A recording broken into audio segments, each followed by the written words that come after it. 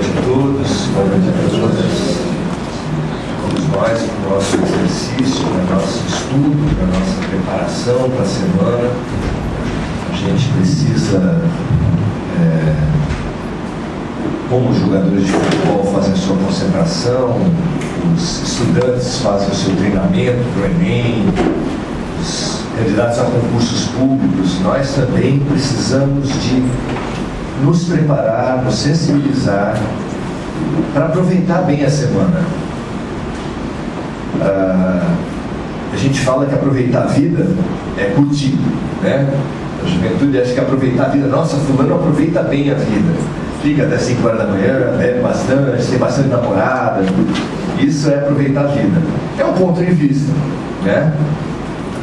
Outro ponto de vista será aproveitar o tempo. O tempo é dinheiro, tanta gente fala, né? Aí você investe o seu tempo e consegue ganhar bastante dinheiro. Esse está aproveitando bem o seu tempo, aproveitando bem a sua vida. Também é outro ponto de vista. Todos os pontos de vista são respeitáveis, mas todos são dignos de observação e de estudo. Que consequência traz, o que acarreta isso na vida e que elevação espiritual isso lhe propicia. Porque às vezes a gente investe todo o nosso tempo para obter as coisas que são perecíveis, que levam a gente a situações ou a retornos instantâneos, enquanto que as coisas que são eternas, nessas a gente não investe. Não é concorrente, a gente não tem uma opção entre ter amigos, sair na noite, ter prazeres e a questão espiritual, não são questões concorrentes. A gente pode muito bem desenvolver as duas coisas com responsabilidade, é claro, mas podemos, né? O Espiritismo não proíbe ações, não proíbe hábitos, não proíbe, só orienta a gente a observar e refletir sobre o que a gente faz e sobre as consequências do que a gente faz. Hoje, esse convite se coloca de uma maneira muito clara.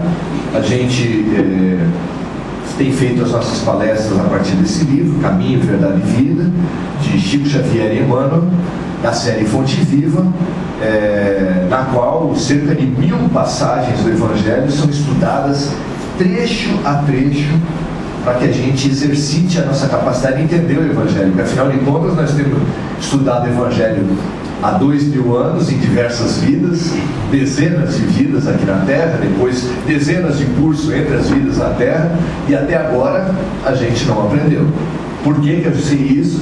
Porque, como informam os Espíritos, todos os que aprenderam o Evangelho não precisam reencarnar mais, ou seja, nós não aprendemos, né? Então, estudar essa série é muito interessante, estudar o livro da vida é muito interessante, e é isso que a gente sempre tenta fazer nas nossas palestras, fazendo a ligação do Evangelho, da purificação espírita com a vida. Muito bem. Hoje, o convite selecionado para a gente conversar foi sobre um trecho do Evangelho em que um cego de Jericó, de nome Bartimeu, vendo passar Jesus, vendo não, né? Não podia ver porque era cego. Ouvindo falar de que Jesus estava passando na frente dele, lançou fora a sua túnica e correu em direção de onde falaram que estava Jesus, se atirando aos pés dele e obtendo a sua cura. E em cima disso, Emmanuel faz todo um estudo, sugere uma reflexão muito interessante sobre que túnicas nós colocamos, que roupas, que roupagem a gente coloca sobre a nossa alma, sobre o nosso espírito, que nos separam de Jesus.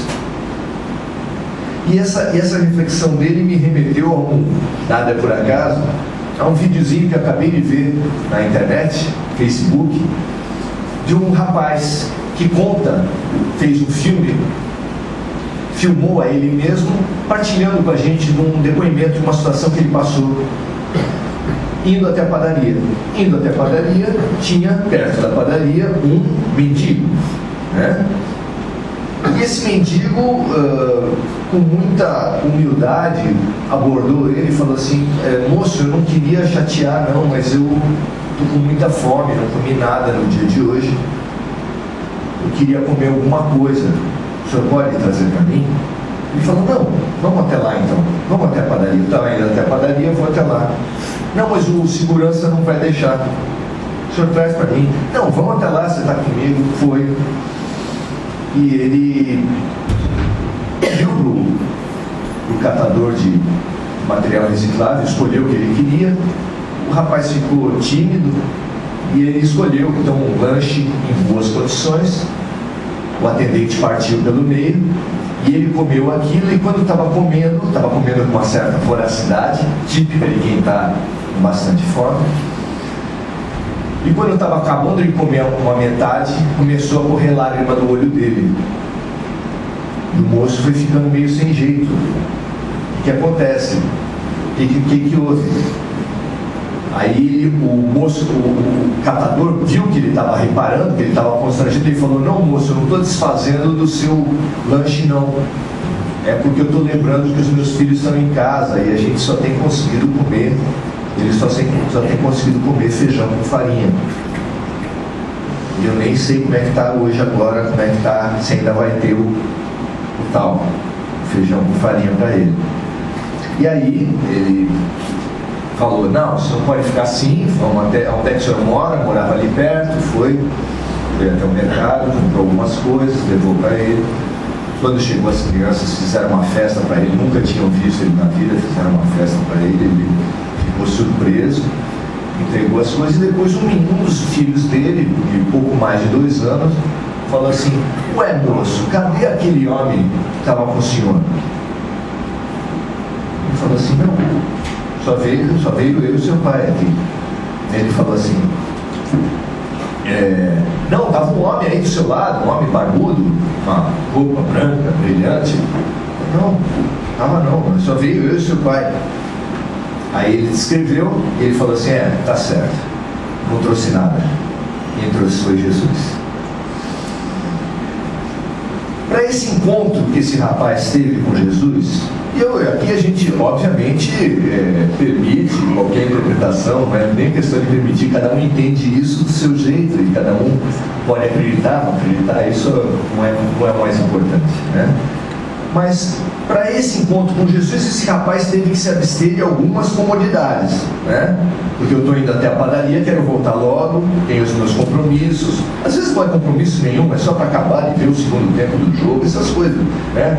Ou a reportagem do Fantástico, essas coisas que tomam o nosso final de domingo e que parecem as coisas mais importantes da vida, né? Ele teve que abrir mão de alguma coisa. O rapaz que pediu para ele também teve que abrir mão de alguma coisa, porque eu imagino que não deve ser muito fácil pedir.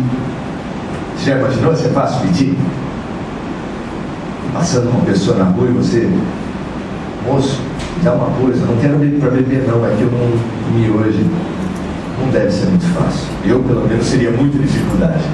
E de parte a parte, para ter esse encontro, as partes, tanto o mendigo quanto a pessoa, o rapaz que ajudou, precisaram abrir mão de algumas coisas, de algumas túnicas, nessa comparação do Evangelho. E é lógico que esse raciocínio remete a que túnicas nós temos usado, que roupas, que couraças espirituais, psicológicas nós temos usado nesses 2000 anos, em toda a nossa vida, toda a nossa existência, mas também nessa vida, que nos tem afastado de Jesus. O que será que nos tem afastado de Jesus? Os mais inconscientes de nós vão falar: nada me tem afastado, eu tenho uma cruzinha no peito, eu tenho uma Bíblia na sala, eu tenho uma figura de Jesus na cozinha, Santa Ceia, e... Não, mas espera aí, nós estamos partindo do pressuposto, informado pelos mentores espirituais. Todos os que estão na terra, estamos na terra todos, porque não aprendemos a lição do amor. Se você discordar disso, você só tem uma saída: você é um missionário de luz que veio trazer o exemplo do amor nos seus atos. Se você tiver essa exceção, me dá seu endereço, eu quero aprender, eu quero estar junto com você, eu vou colar em você para poder aprender o máximo que eu puder. Então, nós precisamos entender quais são essas defesas psicológicas que nós fomos formando em nossas vidas. Desde o início, vamos tomar, para não falar das diversas vidas, porque ninguém olhando para vocês, não posso saber que vidas cada um teve, nem a minha mesmo eu sei anteriores, né? Então, como nós fomos formando as nossas defesas psicológicas e espirituais? Desde bebezinho. Tem bebezinho que precisa chorar muito para ver atendidos os seus pedidos. E às vezes, a criança que precisa chorar muito para ver atendido um pedido de mamar, um pedido de limpeza, um pedido qualquer, ele pode guardar resultados, coraças, túnicas que vão refletir na sua vida. Você conhece gente que se queixa? Você conhece gente que se queixa muito? Tem gente que em algum momento, não sei se como bebê, mas na sua existência aprendeu que a gente precisa se queixar sistematicamente e de tudo, para ter atenção, para ter a solução dos nossos problemas. A gente precisa se queixar. É um queixoso sistemático. O tempo, se chove, está ruim. Se faz calor, se faz frio, ai que frio horrível. Se o marido tira a roupa do varal, ajuda em casa, mas não tirou do meu jeito. Mas o meu patrão, tudo tem um motivo de queixa. Você conhece gente assim? Você mesmo consegue passar uma semana sem se queixar de alguma coisa? Esse reflexo, esse espelho é fundamental. Todos os sábios da antiguidade, inclusive Jesus Cristo, nos remetem a um chamado: conhece-te a ti mesmo. E essa primeira túnica do quem não chora não mama, do eu tenho que reclamar de tudo para tentar angariar simpatias, pena das pessoas, e aí eu conseguir a atenção e conseguir que as pessoas me atendam, isso está instalado em muita gente, E isso é uma arapuca difícil de sair. Sabe por quê? Quem se queixa muito fica chato. Ninguém suporta. Não esqueçam do espelho. Esse chato pode ser... Pois é, você. Então, a gente se queixa muito, e quanto mais se queixa, as pessoas se afastam do chato. Quando as pessoas se afastam do chato, o queixoso só aprendeu uma maneira de chamar a atenção, que é se queixando, e ele vai se queixar mais, e aí ele fica mais chato, e as pessoas se afastam mais, e ele começa a entrar num círculo vicioso que acaba isolando, acaba enclausurando ele num chatismo, num queixismo, numa solidão muito grande. Muito bem. Que outras túnicas a gente vai colocando espirituais? Que outros vícios? Que outros padrões de comportamento? Vários, né? A gente não vai esgotar tudo, nem poderia, nem tem capacidade para isso numa fala, mas a gente vai citando para exercitar o nosso autoconhecimento e ver até que ponto eu tenho essas túnicas ou não. Que outra túnica a gente pode ter? Álcool, drogas. São formas de atuação que parece que vão te isolar da dor. Por exemplo, eu tendo bastante prazer, não vou ter dor. A nossa própria linguagem a respeito disso, ela nos denuncia. Por exemplo, alegria não é uma coisa boa? Todo mundo gosta de alegria. Alegria é fundamental para a vida da gente. E a gente fala que vai no bar e quando bebe fica alegre. Não, fulano estava meio alegrinho. Não estava alegrinho, estava bêbado. Mas a gente usa a palavra dando um nome bonitinho para uma coisa que não é assim. E a gente disfarça. Se eu saio na rua e saio a título de chamar atenção, a título de ser popular, eu saio transando com um monte de gente, sabe o que eu falo? Eu estava fazendo amor. É amor, gente? Não, eu estava transando. É o nome certo, seja honesto, seja claro, não é? Você não bebe e fica alegre, você bebe e fica bêbado. Você não sai transando com qualquer pessoa e está fazendo amor. Como assim transando com qualquer pessoa e fazendo amor? Tem uma máquina de amor que você vai transando e vai saindo amor? Como assim? Não, a gente não faz amor. Eventualmente a gente, quando transa, está assim, um ato de amor com a pessoa amada e consegue momentos muito bons. Ninguém tem nada contra isso. Mas no geral, fazer amor pode refletir só o sexo pelo sexo, que é o outro mecanismo de defesa que parece que vai nos imunizar contra o sofrimento da vida. Também o preconceito também parece que nos protege, é outra túnica. Como é que o preconceito atua? Então você tem uma experiência infeliz. A gente tem experiências infelizes na vida? Com alguma pessoa nos nossos relacionamentos? Várias. Você tem uma primeira experiência infeliz e, a título de não sofrer, a título de se proteger, a título de se prevenir, forma à sua volta uma couraça. Homem é tudo igual, só muda de endereço. Negro, quando não faz na entrada, faz na saída. E assim você vai repetindo os preconceitos e tudo isso não é colocado por mal. Você que acha, não, eu não tenho preconceito, meu amigo, eu acho que você é o pior cego. O pior cego é aquele que não quer ver. Nós precisamos admitir que temos preconceito, nós temos que falar com todas as letras. Eu tenho preconceitos. Eu preciso observar em que momentos, de que forma eles aparecem. Mas que eu tenho. É muito bonito falar eu não tenho preconceito. Só falta a auréola na cabeça. Está fazendo o que aqui então que não vai para o céu? Quebrou um computador lá de Deus. E você veio na falha do computador? É muito mais fácil você não ter espelho em casa. Então, o que acontece é que nós vamos tendo experiências ruins, e assim como um calo vai sendo formado na mão, o corpo biológico faz formação de calo. Quando você faz, tem toques, tem situações repetitivas no sapato, na mão, se você mexe, se você o trabalhador rural trabalha com enxada, ou motoqueiro trabalha sempre fazendo o mesmo movimento, acaba gerando calo. O calo faz o que na mão da gente? Ele protege, mas ele também insensibiliza. Ele tira a sensibilidade.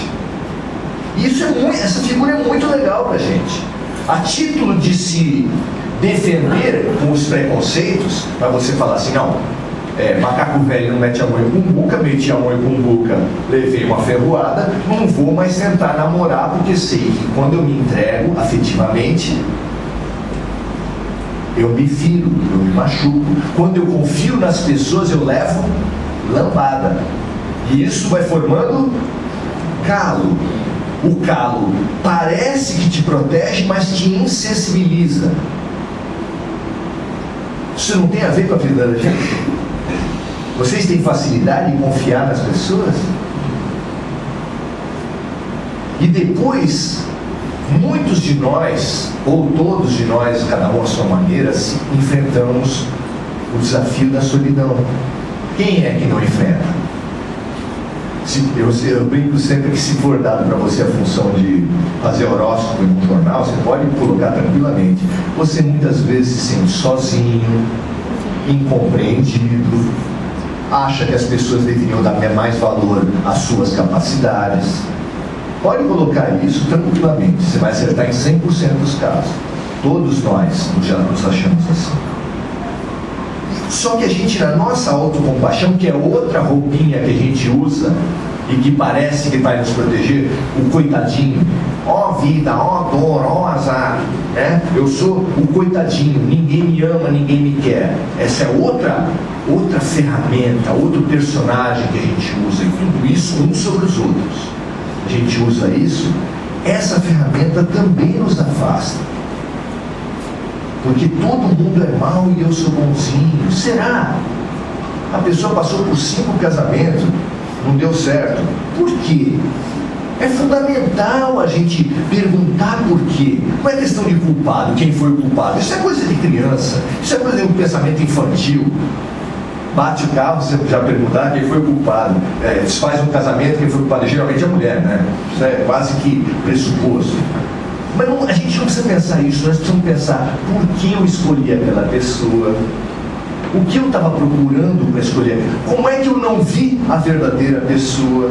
Será que não tinha um príncipe encantado que não me permitiu ver o sapo? Aí eu beijei o sapo, e não virou príncipe de jeito nenhum. Todo mundo me falava que era sapo, e eu não, é príncipe. E daí? O que acontece? Que utopia, que ideal, que óculos cor-de-rosa é esse que você está usando para ver o mundo?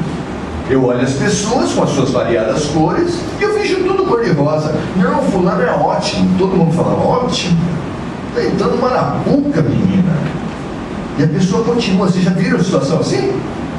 Muitos de nós já devemos ter vivido situações assim. Por onde está essa idealização? Por que essa idealização? Porque todo mundo vê que você vai cair num buraco e só você não vê. Não, buraco nenhum.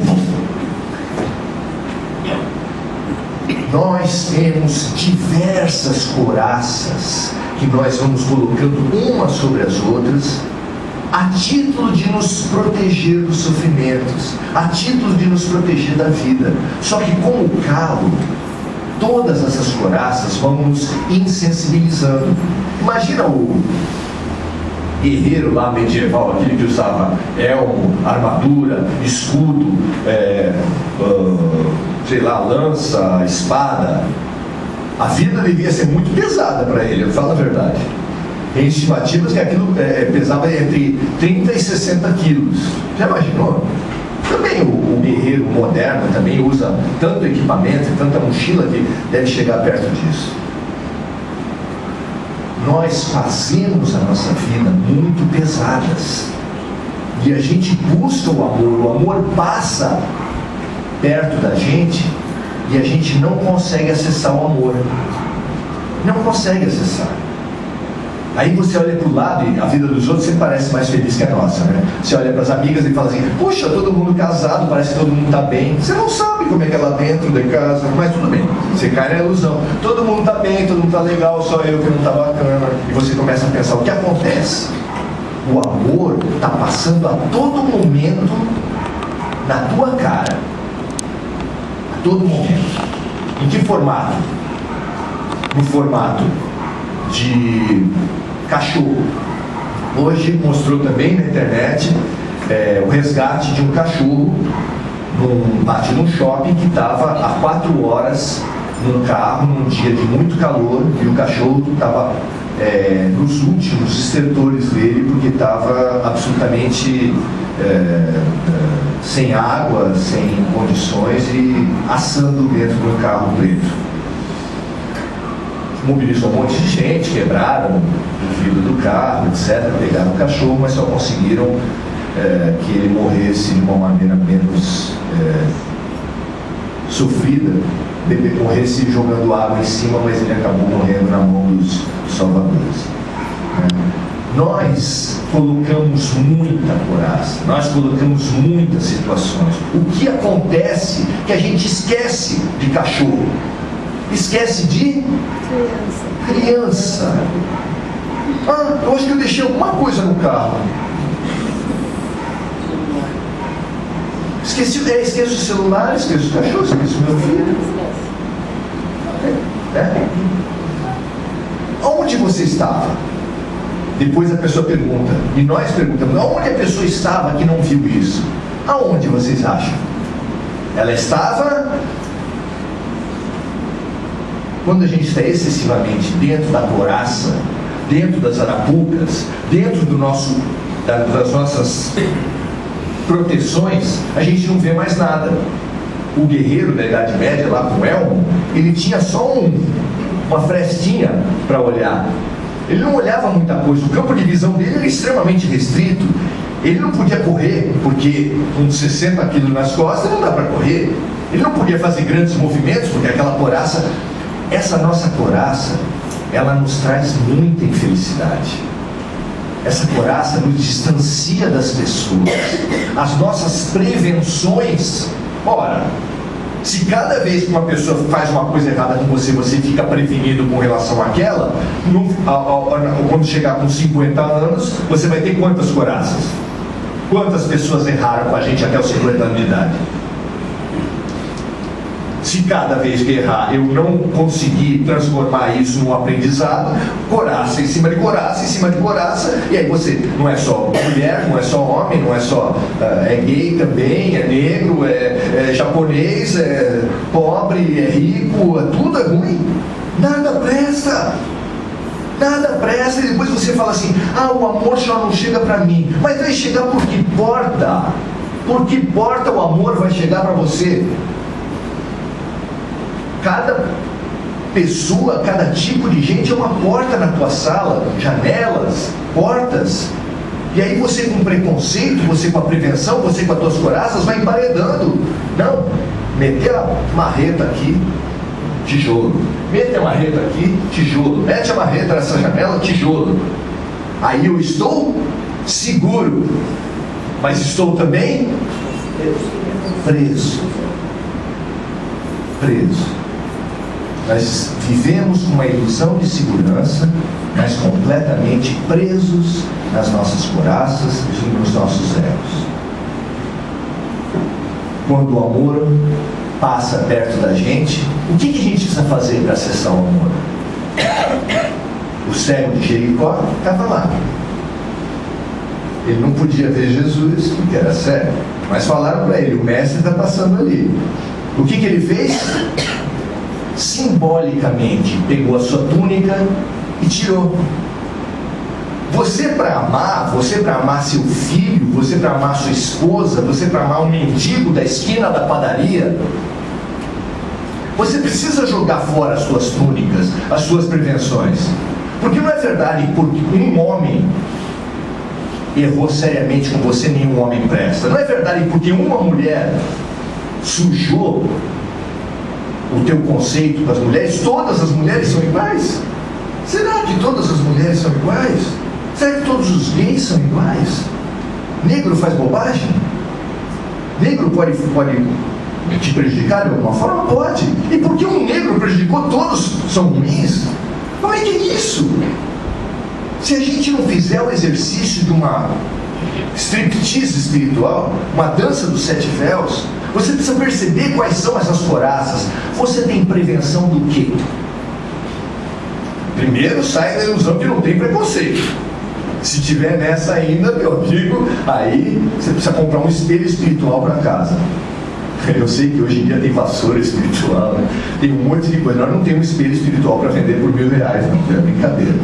Espelho espiritual é só o grande exercício da autoanálise, o grande exercício de olhar para a gente mesmo e perceber contra o que e em que situações eu tenho prevenções, eu tenho amarras, eu tenho os meus elmos e as minhas armaduras e os meus escudos. Tenha certeza, é isso que te impede de ser feliz, é isso que te impede de amar as pessoas à sua volta, é isso que te impede de encontrar Jesus. Ele está passando na tua frente. No momento chave da transição planetária dos evangelhos, o evangelista fala assim: e no final dos tempos, Jesus sentou no seu trono perante as nações. O que você imagina? A multidão das criaturas humanas na frente de Jesus. É um símbolo. Ele sentou no seu trono, colocando à sua direita as ovelhas e à sua esquerda os cabritos. E comunicou às ovelhas que estariam salvos porque eles o atenderam, eles o ajudaram. E falou para os outros que não estavam salvos: porque vocês não me ajudaram. Eu tive fome e vocês não me deram de comer. Eu tive sede e vocês não me deram de beber. Eu estive preso e vocês não me foram visitar. Eu estive no hospital e vocês não me foram atender. E uns e outros perguntaram: mas Jesus, quando foi que isso aconteceu? Porque tanto os que foram dados como que atenderam, quanto os que foram dados que não atenderam, falaram: quando foi que nós não atendemos o Senhor? A cada vez que vocês não atenderam um dos pequeninos da terra, era a mim que vocês não estavam atendendo. E a cada vez que vocês atenderam uma pessoa que precisava, que vocês se permitiram largar os pesos, olhar nos olhos, abrir o teu coração e conversar, cada vez que vocês fizeram isso, foi a mim, Jesus, que estavam fazendo.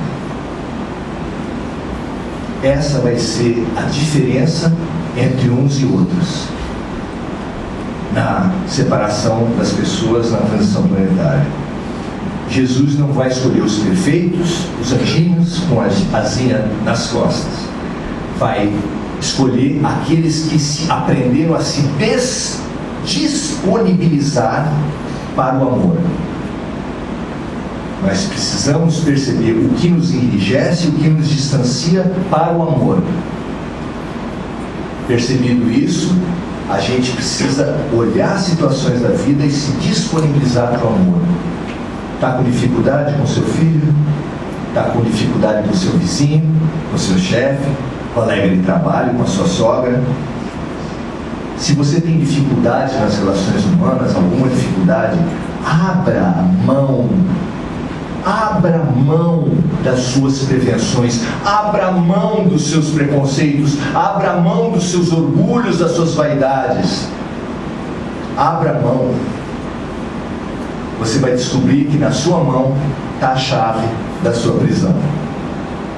Obrigado, gente.